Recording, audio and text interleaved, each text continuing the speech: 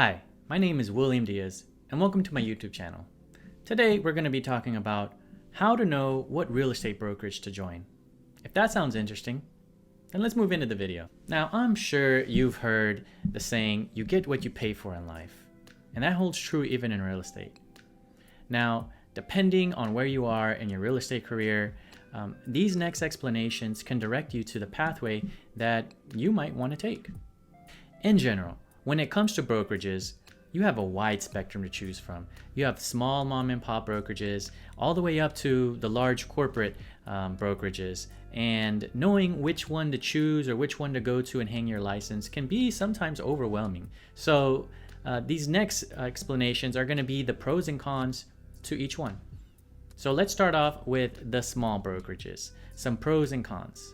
Some pros to small brokerages are that you have a lot more flexibility, and they're not as strict and rigid as the larger brokerages. There are smaller fees. You don't have to pay any really upfront fees. You don't have to pay office fees sometimes, depending. And the most important thing about it for a pro is that you have a better commission split in general. You have better commission splits, so more money in your pocket. Some of the cons of being in a small real estate brokerage is that there might be a lack of training because they don't have the same budget resources. They don't have the classrooms to do that. So sometimes they just don't have the training for you. Another con is technology and tools. For the same reason, sometimes they don't have the same type of technology and tools that a larger firm would have because of budget reasons. Sometimes you might feel like you're on your own, kind of like the Wild West. So those are some pros and some cons to the small brokerages. So let's move on to the large brokerages. Some of the pros and cons. Well, the pros to being in a large brokerage is that they usually have extensive training programs, which would be a great fit for most new agents. They have cutting edge technology and tools for the agents. So if you're a technology savvy, sometimes this route might be a better way to go. Not all the times though, but in general, they have a bigger budget. They have lead generation programs for new agents. And that means that you can build your clientele base. Of course, there's going to be more fees and dues at the office. Sometimes it might feel like they nickel and dime you for, a printing paper or, just more fees in general.